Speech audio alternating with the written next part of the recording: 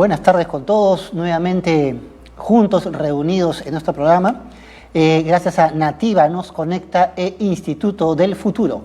El día de hoy estamos reunidos para poder debatir, para poder discutir, que es una forma excelente de acercarnos en torno a el tema de la democracia digital. Para poder hacerlo de la mejor manera posible, hoy día contamos con un equipo muy interesante con el cual podremos discutir muchísimo. Tenemos a la señora Eliane Fort, directora de D&D Internacional, al doctor Javier González Olaechea, doctor en Ciencias Políticas por la Universidad Católica Argentina, y a la doctora Delia Muñoz, decana de la Facultad de Derecho de la Universidad Norbert Wiener. Con ellos tres vamos a debatir intensamente en corto periodo sobre las implicancias de este concepto de la democracia digital y de cómo ello nos puede ayudar tal vez hoy día a poder cimentar, consolidar, construir, hacer viable la democracia en nuestra nación, en el Perú, y por qué no impactar en los vecinos de nuestra América Latina toda. Primero, algunas ideas muy cortas para poder invitar a cada uno de los que tenemos hoy día en el equipo a poder discutir. Democracia digital. ¿Por qué necesitamos ponerle a la palabra democracia el adjetivo digital? Una primera interrogante. Una segunda cuestión que nos podemos plantear es si la democracia digital implica o no implica el empleo de las tecnologías de información, el acceso a la información pública a través de estas tecnologías y, por qué no, quién sabe, de repente, lo que se ha ensayado alguna que otra vez en algunos de los distritos peruanos, como el voto electrónico. Para empezar a discutir, invito por favor a la doctora Eliane Fort. La señora Eliane Fort tiene además un libro muy pertinente para lo que estamos conversando en este momento, ¿no? Un libro en el cual ella está mostrando, evidenciando, analizando sobre las TICs para que el ciudadano las pueda emplear en la contribución a lo que es nuestro sistema político en democracia. Ciudadanía interconectada. Un libro que además ustedes pueden acceder libremente vía el portal del Congreso de la República. En este texto, ¿no?, la señora Eliane Fort nos habla, por ejemplo, del empleo de las TICs por la ciudadanía con algo que puede llamar también a discusión, con fin colectivo. O sea, no habla de individuo, dice con fin colectivo contribuyendo al sistema democrático. Entonces, vamos a abrir de esta forma muy dinámica, porque si no, el tiempo cruel nos viene a visitar. Eliane, ¿cómo estás? Buenas tardes. Quisiéramos escuchar tus primeras impresiones, por favor. Sí, muy buenas tardes. Muchísimas gracias por esa gentil invitación. La verdad que es un honor estar aquí con tremendo panel en esta invitación que hace el Instituto del Futuro para discutir este tema que es la democracia digital, que es un tema, debo decirlo, al cual le dedico ya muchísimos años. Nosotros creamos el programa Democracia Digital, que lo lanzamos oficialmente en el Perú en el año 2014, y justamente la forma por la cual decidimos hacer esta asociación que tú comentabas al inicio entre democracia y tecnologías de la información fue porque empezamos a observar cómo en el mundo, a nivel global, porque esa era digital es transversal a todas nuestras sociedades, en el mundo las redes sociales, las distintas plataformas digitales eran decisivas justamente para la toma de decisiones, para las movilizaciones ciudadanas, para hacer cambios en la sociedad.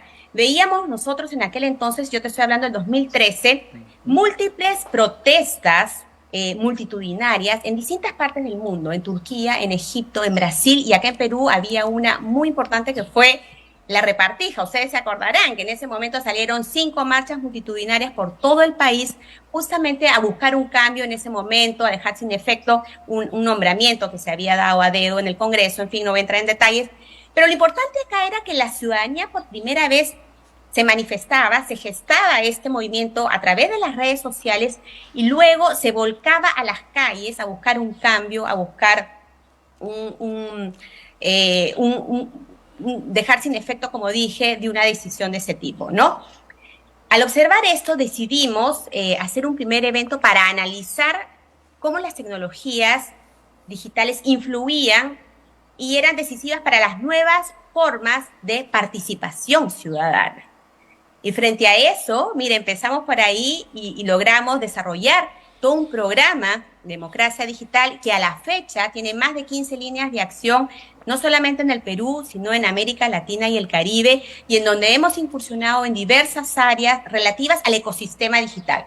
Porque de pronto, en aquel momento, se nos abrió una ventana donde nos dimos cuenta que los temas digitales eran el presente y, por supuesto, el futuro, ¿no? Y que van apareciendo pues nuevos escenarios, nuevos desafíos que atender, nuevos riesgos que advertir y sensibilizar a la población, y frente a ello hemos ido creando y diseñando distintas propuestas, diversos proyectos para atender esta situación.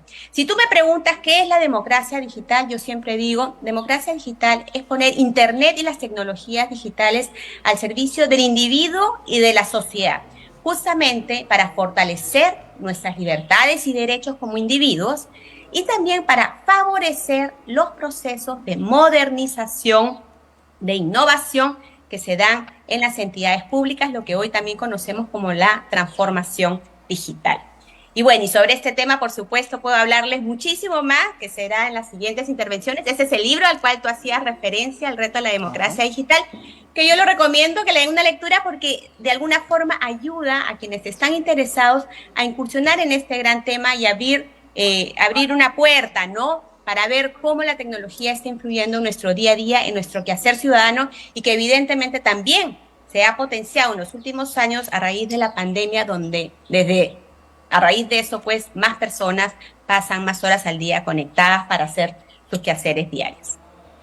Gracias, Elian, por esas primeras palabras muy interesantes. El libro, además, que hay que revisarlo. Acá, en el Instituto del Futuro, hacemos nuestro trabajo revisando todo lo que podemos siempre de los panelistas. Leemos fuerte, vamos a ver que vamos a discutir bastante. Javier González Olaechea, lo tenemos acá presente, tiene, la verdad, una cantidad de actividades impresionantes. O sea, yo les recomiendo honestamente a aquellos que nos escuchan que se tomen siempre un tiempito luego para que puedan, si quieren googlear, ¿no?, un ratito sobre cada uno de los tres que tenemos hoy día presentes, y cada vez que tengamos así discusiones. Por ejemplo, Javier González Olaechea, Javier simplemente. Javier ha estado, por ejemplo, estudiando en la Escuela Nacional de Administración Francesa. Lo digo en castellano, no en francés, porque si no después tenemos problemas con las traducciones, Javier, ¿ya? Y eso es importantísimo porque acá en el Perú tenemos una institución similar, que es de repente muy poco conocida, regentada por un caballero que pasó por la Escuela Nacional de Administración, pero no francesa, sino alemana más bien. Javier tiene experiencia, por ejemplo, trabajando para COFIDE, para la Organización de Estados Americanos. Se ha tomado buen tiempo, además, siendo profesor, compartiendo conocimiento, como hacemos mucho en lo que estamos hoy día acá reunidos, ¿no? Ha dado clases, por ejemplo, en la Universidad Nacional Mayor de San Marcos y en el Centro de Altos Estudios Nacionales, antiguamente militares, ¿no? Javier, primera impresión, por favor. Muchísimas gracias. En primer lugar, al instituto me siento muy arropado, en el buen sentido de la palabra, por el AIN, que es toda una autoridad peruana y con una proyección internacional impresionante y una capacidad de producción que es admirable. Ella sabe que yo la admiro, esa es la palabra, al igual que Delia, que es prácticamente la primera peruana que incursiona en la realidad virtual, en los escenarios virtuales, está en todas partes, y haciendo muchas, o en las esferas virtuales, está en muchas partes, o en las esferas ubicuas también, en muchas partes, haciendo todo, y lo hace todo muy bien. Lo primero que yo quería mencionar desde la especialidad que yo tengo es que no nos debemos sorprender, porque estamos avanzando mucho en todo lo que es democracia digital. Conceptualmente, en la práctica obviamente hay que hacer aún más, Pero la democracia, si bien es un término de origen greco-latino, conforme nosotros la entendemos, no nos sorprendamos, no es una vieja práctica. La primera democracia, por así decirlo, no data de más de 250 años y no tiene mucha aceptación en el mundo, entendiendo el mundo por todos los países que conforman las Naciones Unidas, que son aproximadamente 200. Y depende, y esto es un problema, porque no teniendo tantos adeptos a la democracia, hay distintas formas de clasificarla, ¿no?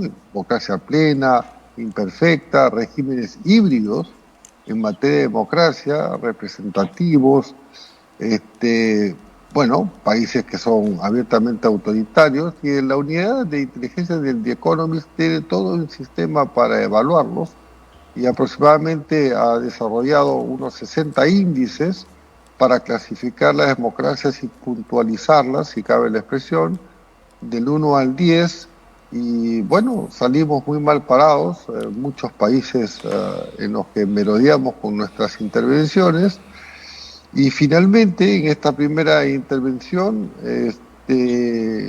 todo depende, ¿no? Porque para mí democracia, que soy un hombre adulto, permanente actividad de estudio, académica, acción, práctica, en fin, tiene ciertos valores.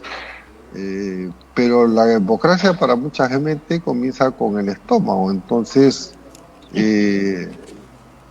no todos tenemos y compartimos los mismos conceptos ni padecemos los mismos errores de una democracia de baja intensidad, como es en el caso del Perú. De forma que haciendo estas primeras consideraciones, yo creo que hay que darle un contenido más preciso. Obviamente la transformación de todos los procesos digitales públicos, y dentro de ellos todo lo que puede ser posible en la transición de una era de cambios a un cambio de era, que es la era disruptiva, conforme yo la denomino, y que es la confluencia de una tríada de factores, la inteligencia artificial, la bioingeniería y las nuevas formas de comunicación, dentro de los cuales obviamente están los grandes esfuerzos de lo que hace el AIN y un grupo de gente que ella capitanea. De manera que hay grandes interrogantes, pocas respuestas en materia de democracia, y ni qué decir de la democracia que padecemos en el Perú, y que mucha gente piensa que nos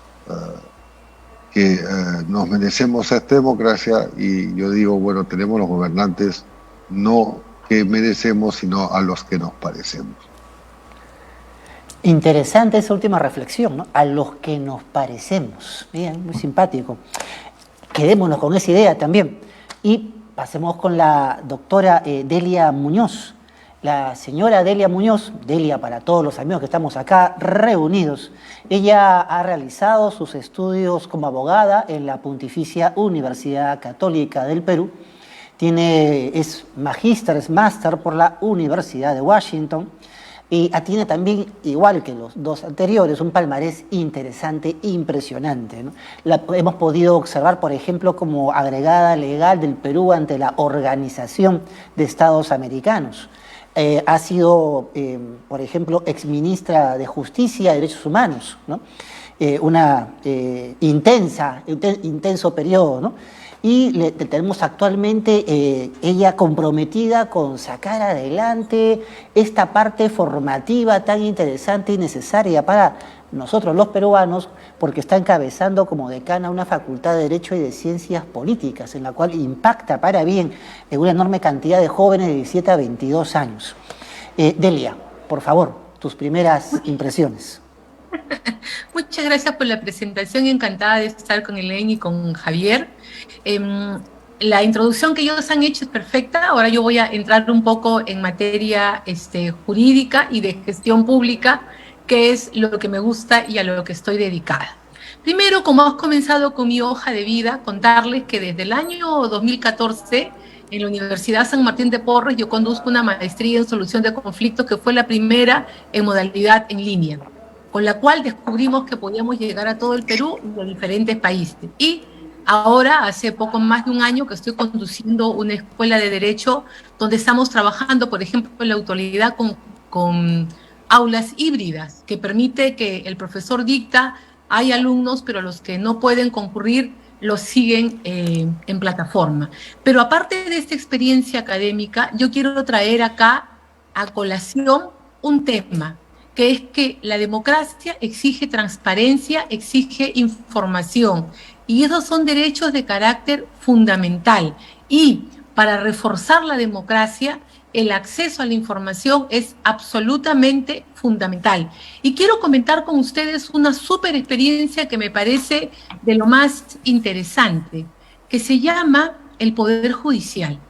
El Poder Judicial siempre muy criticado, tiene 5 millones de expedientes en trámite, 52.000 en la Corte Suprema, y bueno, muy criticado. Pero sin embargo, ahora está haciendo uso de la tecnología, y me parece que es un uso apropiado de la tecnología que conviene discutirlo en este espacio. En primer lugar, están desarrollando la Feria Digital Iberoamericana.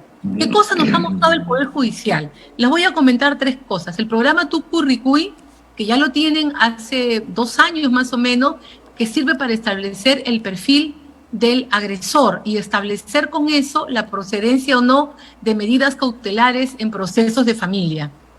Los procesos de flagrancia se vienen llevando con el apoyo de la tecnología con gran éxito, lo cual permite tener juzgamientos para declarar inocencia o culpabilidad en un plazo máximo de 48 horas.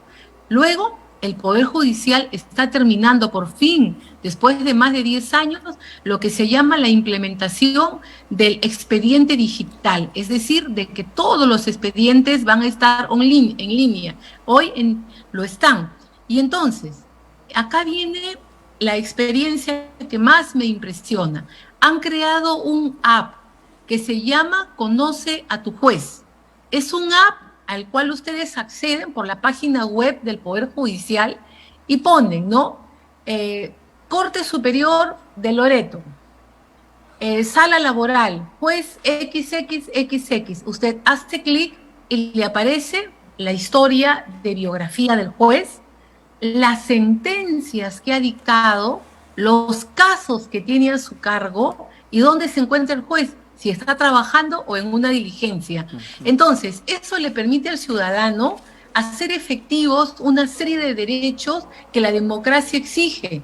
Y en el tema judicial esto es absolutamente importante, porque una de las cosas que más contribuye a la corrupción es la oscuridad, la no transparencia y la carencia de información. Entonces, democracia digital sí se puede usar para educar, para controlar, para los sistemas judiciales y sobre todo tenerlo muy presente para la lucha contra la corrupción. Gracias, Delia. Mira, has lanzado prácticamente una agenda que puede ser tranquilamente puntualizada para lo que sería un programa, ¿no? Ahora que estamos tan preocupados en cómo podemos mejorar, modernizar, reformar nuestro sistema para no tener más de lo mismo y poder trascender hacia algo, como dirían acá en nuestro Instituto del Futuro, que sea disruptivo. Ahora, cada uno de ustedes 3 ha puntualizado con claridad las ventajas, ¿no?, de la democracia digital. Han tenido la sencillez de darnos concepto y darnos puntos de ventaja.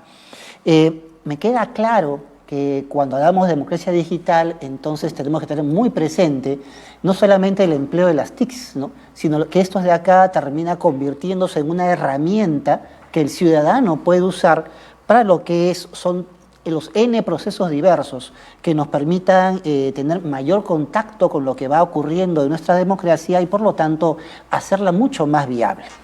Sin embargo, ahora veamos esa parte compleja de estos asuntos, ¿no?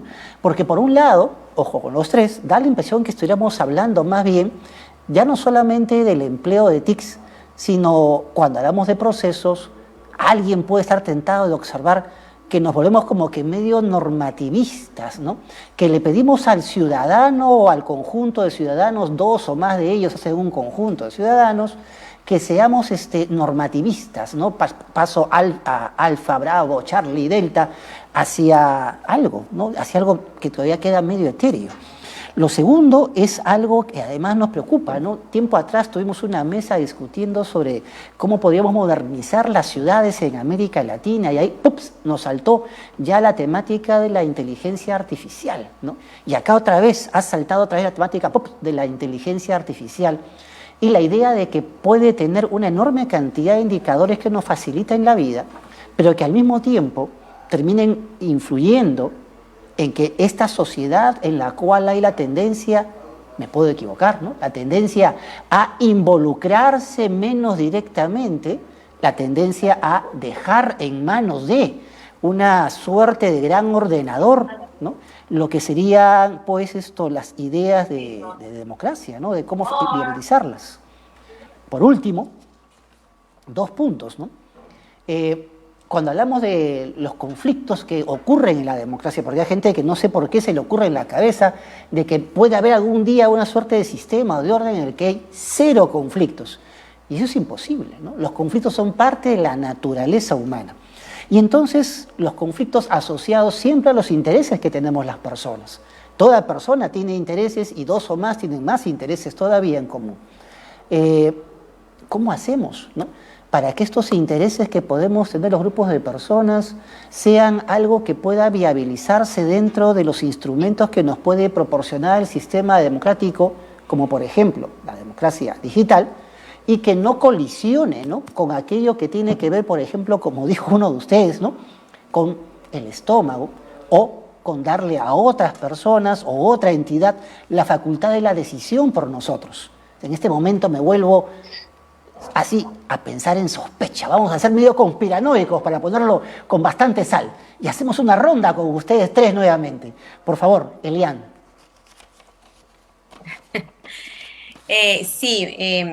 Bueno, tal como sostenía Delia, nos queda clarísimo entonces que que Internet y las nuevas tecnologías nos ofrecen una serie de bondades, una serie de beneficios para el ejercicio de nuestras libertades y derechos y también, por supuesto, para una serie de acciones que permiten, pues, afianzar nuestra democracia. Como ya lo dijo, mayor transparencia, mayor acceso a la información pública, que en el fondo eso se traduce, ojalá, en combatir la corrupción de una manera eficiente a través de la tecnología.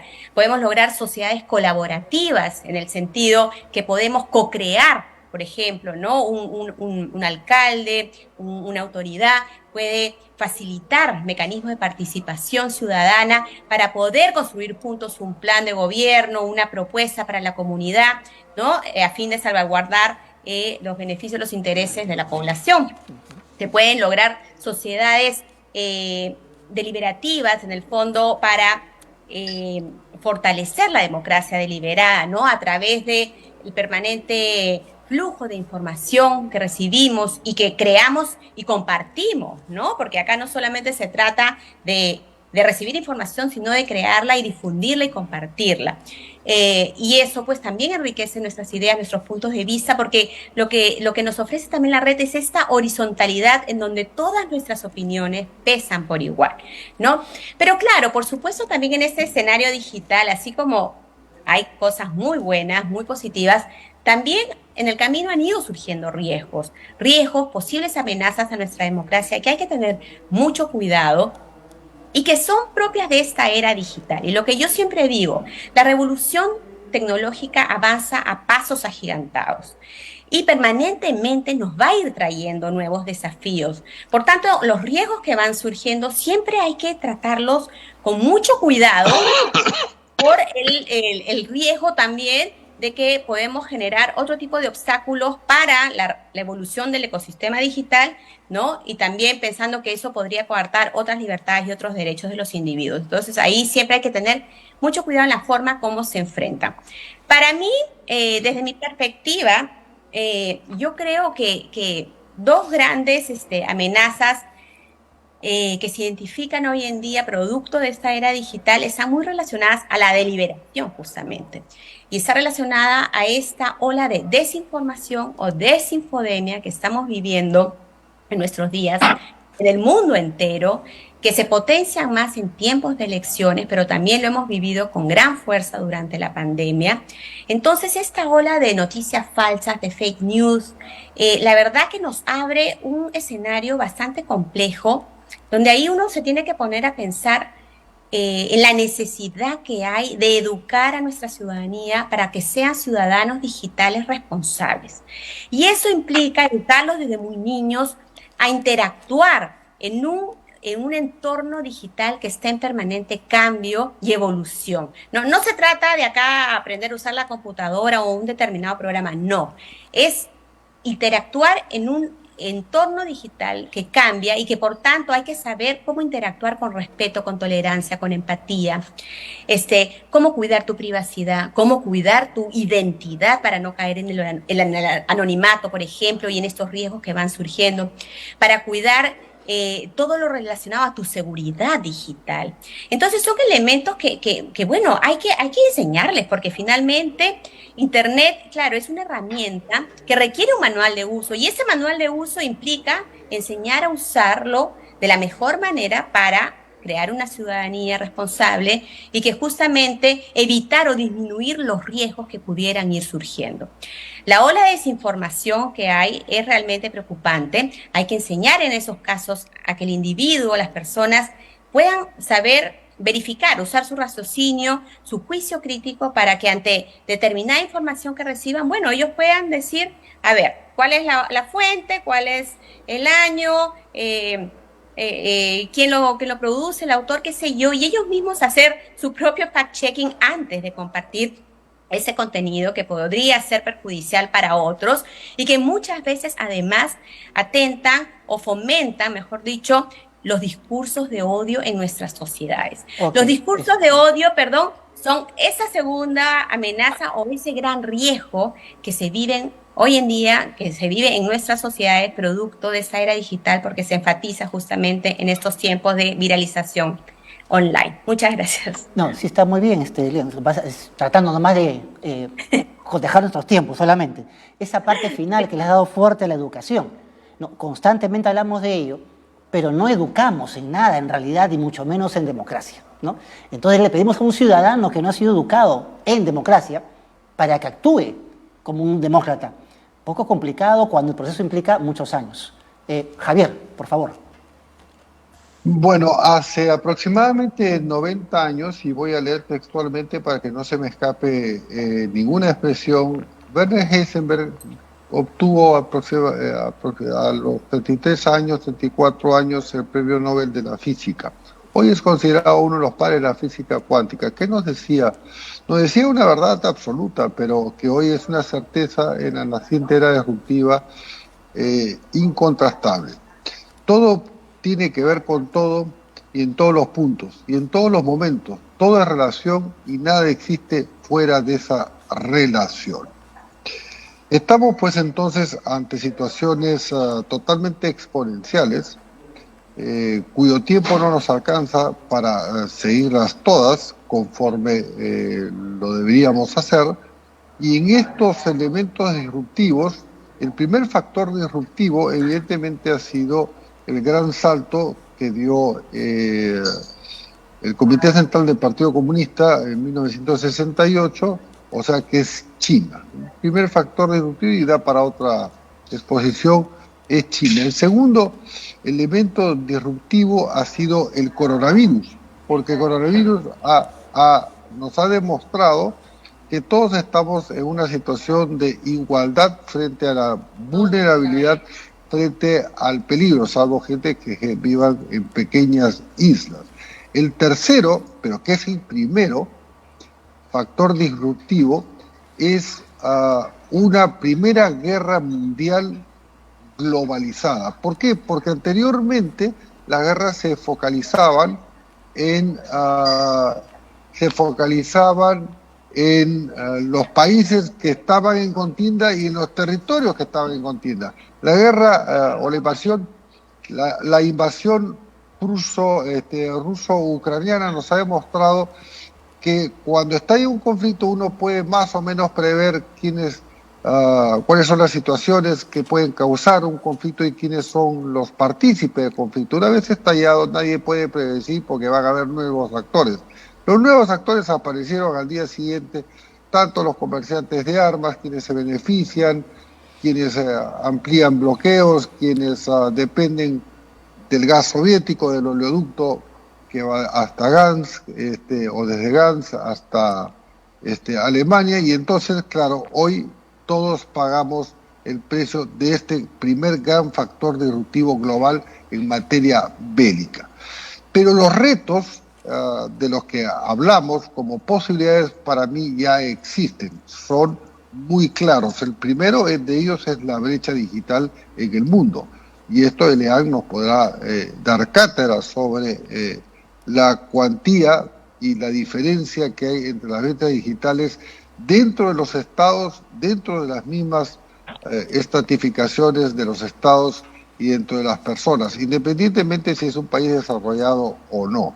No todos tenemos igual acceso y a los contenidos y a la posibilidad de tener internet, camino que inició, y refiriéndome a la seguridad de la data, Estonia en 1991 con Thomas Hendricks, el presidente de Estonia, declarando el derecho al internet como un acceso, como un derecho constitucional. Pero ¿a qué me refiero con los retos? Ya existen, porque aproximadamente tanto el Instituto del Futuro, la Universidad de Oxford y el US Dollar Department, el Departamento del Trabajo, que ha categorizado aproximadamente 902 tipos de trabajo en unos 10, 12, 13 años, aunque el coronavirus ha adelantado los años, cuando los niños que hoy actualmente estudian en el primer mundo en Estados Unidos, de 8 a 9 años, busquen trabajos, los perfiles laborales no habrán sido creados. Los perfiles laborales no habrán sido creados. Con lo cual demuestra que además del proceso de robotización por la vía de la inteligencia artificial de los trabajos, que se considera que más o menos en la misma etapa, coincidiendo con el año de la singularidad, habrán desaparecido 50% de los trabajos actualmente. En el caso de Las Vegas, 90%. En Japón ya existen robots que atienden plenamente a los hoteles sin ninguna persona. Entonces se están creando nuevos bolsones, y por eso hablo de la actualidad, nuevos bolsones sociales, que son los neoexcluidos y los neoanalfabetos, personas que pierden su trabajo a los 40 años y que no se pueden recolocar porque el mercado no los absorbe. Entonces, el primer reto es, desde el punto de vista global y nacional, qué hacer con esa cantidad de gente que ingresa día a día a la categoría de neoanalfabeto y de neoexcluido, que son millones de personas en el mundo, en adición a las nuevas patologías de la era disruptiva, tanto el SAT, el síndrome de asistencia disruptiva, el tecnoestrés, lo que yo llamo también el síndrome de patología existencial, va a decir alguien que pierde el trabajo y se ve frente a una crisis enorme, a un vacío y no sabe si pierde la vida por mano propia o qué hacer. De manera que estamos... De manera, claro, que estos retos ya existen, y podríamos identificar algunos países donde son más o menos, independientemente, obviamente, de las migraciones producto de causas humanitarias que crean otras nuevas presiones en lo que yo considero que está en vía de desaparecer el estado de bienestar para entrar casi todos por estratos al estado de malestar. Cierto que es un panorama pesimista, pero termino solamente diciendo que esto nos presenta nuevos retos morales y existenciales, porque aproximadamente en unos 10 años la inteligencia artificial habrá creado por cuenta propia, vida humana, una suerte de subespecie poderosa, y entonces ahí nos enfrentamos a el dilema existencial de saber de dónde venimos, si es posible que la máquina cree, o la inteligencia artificial, personas, y evidentemente esto nos vuelve frente a nos pone frente a una gran pregunta, que es que la humanidad o afirmación asiste por primera vez a la fragilidad de su existencia, digamos, conforme así lo ha existido. Javier ha sido mucho más puntual todavía en cuanto a los cuestionamientos a lo que puede ser esto de democracia. Ha ampliado el marco, no solamente las cuestiones que estábamos poniendo en el tapete que podrían ser el reto en cuanto a democracia digital. Nos ha planteado un arco enorme para la misma subsistencia del sistema, no solamente de democracia, sino de existencia humana en adelante, ¿no? Cito a un investigador peruano, Sinesio López, ¿no? Un intelectual de las izquierdas, ¿no? Quien decía algo muy sencillo, muy sencillo. Ya no se trata, decía él, de democracia versus autoritarismo. Se trata de cuál sistema es eficiente en darnos calidad de vida. Algo que la verdad me heló el pensamiento, se me hizo terrible. Delia, por favor, contigo. Sí, es muy interesante las puntualizaciones que han hecho tanto Elaine como Javier sobre los riesgos de las redes y la nueva inteligencia. Y yo lo traigo nuevamente a mi campo, al campo jurídico, ¿no? Donde están ocurriendo cosas concretas. Como bien señala Javier, hay una especulación de cómo se va a crear, para dónde están yendo. No conocemos lo que se está trabajando en muchas áreas de la ciencia. Y Elaine colocaba lo de las fake news y la necesidad educativa. Yo coloco lo que está pasando en el derecho en otras partes del mundo, concretamente en España, donde ya se están trabajando procesos completos con inteligencia artificial. Todos los reclamos, por ejemplo, en materia de servicio sobre asuntos de turismo, se resuelven en línea, con inteligencia artificial. También en el Perú, en España, en Estados Unidos y en el Reino Unido, se vienen trabajando con programas para hacer la clasificación, el perfil predictible de la persona que va a delinquir o no, para en función a eso ayudar al juez a imponer condenas. Esto no es algo que va a ocurrir, esto ya está pasando. Los jueces están trabajando con herramientas a efectos de poder clasificarnos a nosotros cuando faltamos a las normas y poder establecer nuestra sanción como reglas de conducta. Entonces, acá se arma una gran discusión, que es la afectación a los derechos fundamentales. ¿Por qué? Porque también los sistemas de control. Hay países como China que han establecido sistemas de control a través de la individualización del iris del ojo, entonces te van controlando si te cruzaste la luz roja, si avanzaste bien o no, y en función a eso te dan tu carné de buena conducta, de buen ciudadano. Entonces, acá se está levantando toda una discusión a nivel de lo que es el derecho a la intimidad, el derecho a la integridad, el derecho a la libertad del individuo. ¿Qué significa esta intromisión de la nueva corriente digital? ¿Hasta dónde debe llegar? En Europa la corriente es bastante fuerte para limitarla, que todo lo digital sea una herramienta, pero que el juez nunca deje de serlo y que no dejemos de impartir justicia a través de seres humanos con todos los problemas que eso significa. En Estados Unidos y en diferentes estados se ha venido trabajando también con modelos digitales, pero hubieron dos grandes casos famosos porque el sistema incurrió en error. Entonces también nuevamente la disputa va hacia qué hacer y cómo manejar este universo propio del ser humano que tiene derecho a la libertad, tiene derecho a usar lo digital, la tecnología para crecer, pero no para volverse un subordinado a ella. Estos son los grandes temas que en el mundo jurídico se están discutiendo en la actualidad. En el Perú, quizás por el retraso en la existencia de la brecha digital, quizás por el retraso en la justicia, no hemos tenido todavía un gran debate en esta materia, pero para mí va a ocurrir en los próximos meses, si no es cuando mucho, en el próximo año, porque lo digital, como lo señalaba en mi primera intervención, el Poder Judicial ya lo está incorporando. Entonces, desde que hay un asistente, un expediente digital, una utilización de la plataforma digital, eso va a significar un avance,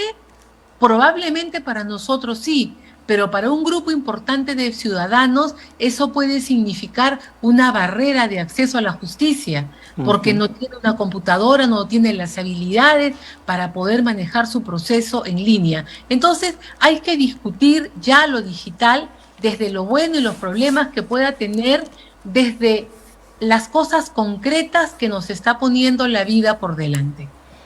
Gracias, Delia. La verdad que, mira, esto último que mencionas, o sea, ustedes tres os han ampliado los arcos fantásticamente. La última discusión en cuanto a lo que es la barrera, ¿no? O sea, la democracia, los sistemas digitales terminan facilitando, pero convirtiéndose también en una barrera. Dado que vamos a pasar a nuestro tercer y último bloque, y acá en nuestro público hay personas que están, decenas de personas, centenas, que nos acompañan, están esperando de repente algunos tips propositivos o de alerta para poder viabilizar de repente alguna acción colectiva. ¿Cómo nos podemos asociar? ¿Cómo podemos usar esta democracia digital para poder formalizar un movimiento político, un partido político, para poder darle vida a la sociedad civil en nuestra democracia peruana, pues tan zarandeada década a década, año a año? Esto, simplemente por cuestiones de tiempo, les voy a pedir que esa reflexión en cuanto a esta urgencia que nos pide nuestra audiencia, gire en torno a los 3 minutos en cada uno de ustedes. Recordemos, nuestra audiencia, tenemos varios miles de personas aquí en audiencia preocupados.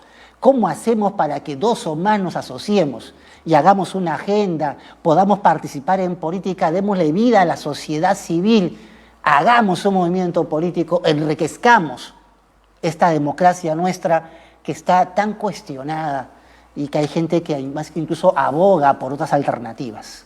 Elian, 3 minutos. Sí, a ver, trataré de ser breve y muchas gracias. Sí. A ver, bueno, de partida hay que decir que hoy en día las tecnologías han permitido el empoderamiento ciudadano, ¿no? Hablamos de un ciudadano, de una ciudadanía digital que ha surgido pues en ese entorno tecnológico, innovador y competitivo, y que se ha adaptado muy bien a estos avances, que está permanentemente recibiendo información, que no es solo observador de la realidad, que busca un cambio, que participa, controla, fiscaliza, que se expresa, se manifiesta, se moviliza y moviliza a otros, que produce contenido y lo difunde, y que es capaz también de crear nuevos emprendimientos, nuevos startups, organizarse desde la sociedad civil y también, por supuesto, formar nuevas agrupaciones políticas, como tú muy bien lo dices. Yo creo que las nuevas tecnologías de la información son las herramientas perfectas para fomentar esos mecanismos de participación, de consulta, de co-creación, de colaboración en el trabajo conjunto. Es decir, pensando en un partido político, yo creo que estas plataformas sirven muy bien, por ejemplo, para poder organizarse, para poder llevar un orden interno dentro de la organización, de repente para poder convocar a nuevos seguidores, a nuevos votantes. Hay múltiples plataformas, múltiples herramientas que pueden servir de distintos fines para los temas políticos, ¿no? Hemos visto ejemplos a nivel global, por ejemplo, el Partido de la Red en Argentina, que fue una iniciativa que se creó hace algunos años que lamentablemente no tuvo mucha suerte y bueno, se desvaneció en el camino, pero la esencia original era construir una plataforma virtual en donde se permitía a los ciudadanos, por ejemplo, dar sus puntos de vista, opinar sobre las decisiones que se iban dando en el Parlamento a través de los representantes que justamente eran miembros de este partido y que ellos traían a discusión estos proyectos de ley o los temas que iban siendo de discusión en el Parlamento. Entonces, era una iniciativa muy linda y que, por supuesto, es bastante saludable para nuestra democracia porque permite esa deliberación, ese intercambio de ideas, permite además fortalecer cualquier propuesta, que justamente la deliberación es lo que enriquece cualquier propuesta de tipo pues nacional, imagínense, para la toma de decisiones. Entonces, hay herramientas de ese tipo que sirven y que debieran pues aumentar, ¿no? Lamentablemente en nuestro país no se ha visto mucho de eso. En las elecciones pasadas han sido, yo te diría, porque publiqué un libro en septiembre del año pasado sobre tecnologías digitales y elecciones, y fueron contadas las iniciativas que se realizaron a través de las plataformas digitales en estos procesos de construir ideas, de hacer propuestas en conjunto, de convocar a los seguidores, y crear pues toda una energía con un gran sentimiento político, ¿no? Entonces tenemos Eso casi no se dio. tenemos algunas experiencias, pocas todavía, en América Latina, algún camino por ahí. Javier. Bueno, en la medida que todos somos nubenautas, bueno, la gran mayoría de las personas, hay que partir del hecho de ofrecerle al país, ya que hablamos de democracia, y concretamente en esta última parte me quiero referir a la democracia peruana, instrumentos, y dentro de ellos una visión integral e integradora que nos proyecte como país, un país que no es una isla, vinculado a todos los factores de la naciente era disruptiva, porque todo está interconectado. Ahora bien, es evidente que la digitalización de todos los procesos públicos y en las decisiones es una gran herramienta para combatir la corrupción, porque corta el brazo discrecional del burócrata corrupto. Pero nos falta mucho por recorrer. No hay una ciberética, no hay ciberfilósofos que estén pensando hacia dónde va el mundo, hacia dónde va la democracia, que está altamente en una situación de peligro. Y finalmente, para abreviar, yo sí creo, y porque tengo experiencia de haberla vivido, en materia de otra conversación, que por más que blindemos digitalmente los procesos electorales, siempre hay la posibilidad de crear un centro clandestino backup. ¿A qué me refiero? Que muchas veces ha pasado, algunas en América Latina, y he sido expresamente consultado o visitado cuando era representante de la OIT de Naciones Unidas en Argentina hace 10 o 12 años, cómo se habían practicado en algunos casos en el Perú. Se crea una hoja de Excel y a cada partido se le da una puntuación. En vez de 1, 0,8%. Y a cada candidato en vez de 1, 1,4. Entonces, en la primera hoja de ruta uno va y ve el acta electoral de la mesa y la comprueba con el acta final en el Jurado Nacional de Elecciones y cuadra. Pero en el camino se va transformando en un centro clandestino en donde consolida los nuevos resultados. Y entonces la digitalización de los procesos y la democracia digital nos tiene que permitir, y ahí el punto que se le hizo ver en este caso al embajador americano cuando me visitó, es muy importante que los partidos tengan acceso online a el centro de cómputo para evitar los apagones electrónicos y otras desviaciones, para que la voluntad popular en buena cuenta no sea burlada.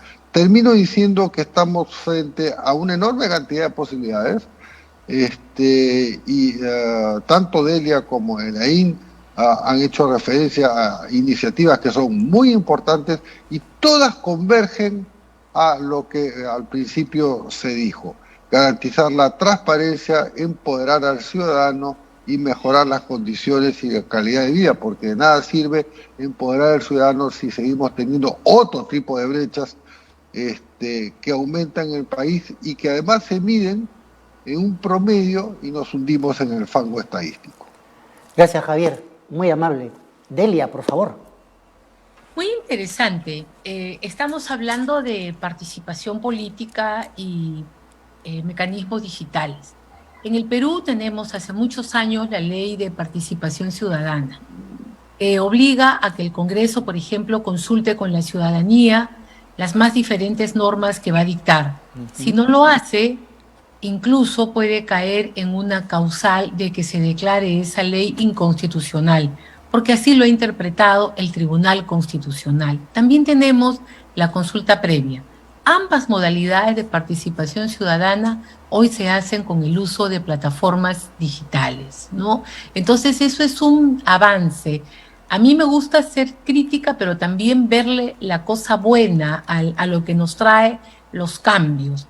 Entonces, dicho esto, estamos viendo que funciona con algunos problemas, que te permite hacer una consulta previa en espacios donde no hemos podido hacerlo por la pandemia o porque los poblados están tan lejanos, no pueden intervenir, no pueden movilizarse todo, o se generan conflictos cuando se quiere evitar que vengan las personas. Entonces, aprovechemos esta experiencia y llevémoslas a los partidos políticos. Hoy en día, la ley de partidos políticos, como digo, es la ley de la época de mi abuelo.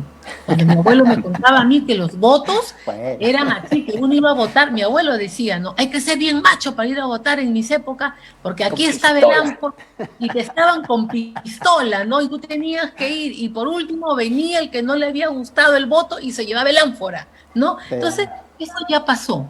Entonces, pero los estatutos de los partidos políticos te exigen asamblea, locales, presencialidad. Ya nadie se reúne. Entonces, lo digital debe de servir, como bien señalaba Elaine, para canalizar esta actividad política, esta actividad de información, de generación de ideas.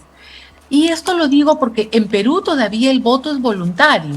Y aún así, en las últimas elecciones, el ausentismo... Obligatorio.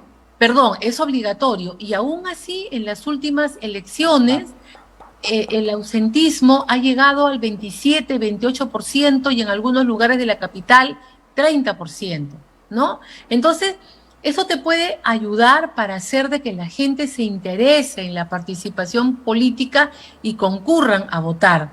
En otros lugares de América Latina, como Chile y Colombia, por ejemplo, el voto es voluntario y no están sobrepasando muchas veces los porcentajes mínimos de participación exigidos para que se pueda tomar una decisión, como le pasó a Colombia cuando sacó a referéndum las leyes anticorrupción, ¿no? Que no pasaron porque las personas no concurrieron. Y por eso ahora en Chile, en este referéndum que se va a llevar a cabo el próximo domingo, el 4 de septiembre, ha establecido que el voto es presencial y obligatorio. Entonces yo creo de que se deben aprovechar las redes para generar incentivos en los jóvenes. Normalmente la gente de mi generación es muy crítica con los jóvenes, los acusan de que no están pensando en el futuro, cómo gobernar y cómo hacer las cosas. Yo tengo una visión completamente distinta. Yo pienso que los jóvenes sí lo hacen, sí piensan, conversan y discuten, pero de un modo diferente al nuestro, ¿no? Por ejemplo, hay un juego que se llama Civilización, que se juega en línea. Y allí uno juega sobre roles y modelos democráticos y se cumplen tareas y se arman sociedades y cada sociedad tiene características y los grupos que son internacionales van cumpliendo misiones. Eso, por ejemplo, es una actividad que se puede llevar al mundo democrático para atraer a los jóvenes a la discusión, al debate político, hacia dónde queremos ir, hacia los modelos, ¿no? Y entonces termino con eso de que nuevamente, si el Jurado Nacional de Elecciones utilizara un modelo como el que acaba de poner en práctica el Poder Judicial de conoce a tu juez e hiciera conoce a tu candidato, no tendríamos más de 1000 candidatos con antecedentes penales postulando, porque bastaría con que estén en línea y podamos saber quién es quién. Muchas gracias, Delia. Les agradezco la verdad infinitamente a ustedes tres por haber seguido los 3 bloques, ayudarnos en este tiempo. Se nos ha ido 1 hora discutiendo. Qué duda cabe que discutir es la mejor forma de acercarnos, de conocernos, de construir nación, sociedad y ciudadanía. Desde mi parte, desde el Instituto del Futuro, desde Nativa, agradecido con Ilian Ford, Javier Olaechea, Delia Muñoz y con los miles de personas que nos han seguido hoy día, esperemos que tengan mucho para poder hacer. Hay bastante que observar, bastante que hacer, mucho que discutir, que qué duda cabe, nuevamente, como les digo, es la mejor forma de acercarnos. De mi parte, Ernesto Morales Arroz, un agradecimiento para todos ustedes que nos han seguido hoy día y esperamos verlos prontamente el siguiente viernes en nuestras temáticas de discusión. Abrazo a la distancia y un cariño enorme a la familia de cada uno de ustedes, donde quiera que se encuentren. Gracias.